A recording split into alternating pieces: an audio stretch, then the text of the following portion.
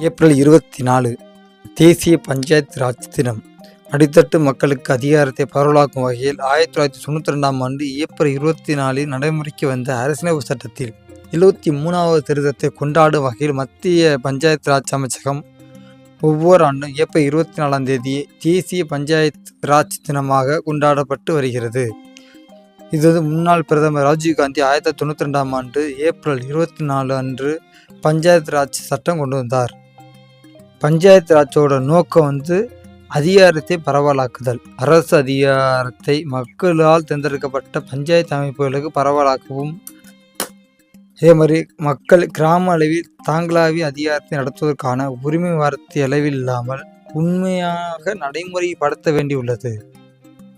மத்திய மாநில அரசுகளின் அதிகாரிகள் தாங்கள் அதிகாரத்தை குறைத்து கொண்டு உள்ளாட்சி அமைப்புகளுக்கு அதிகாரத்தை பகிர்ந்து கொள்வது அவசியமாக உள்ளது. பஞ்சாயத்துகள் வலுவாக இருந்தால் மட்டும்தான் அரசு நிர்வாகம் சிறப்பாக செயல்படும். இந்த தினத்தில் சிறந்த பஞ்சாயத்து தலைவருக்கு விருதுகள் வழங்கப்பட்டு வருகிறது.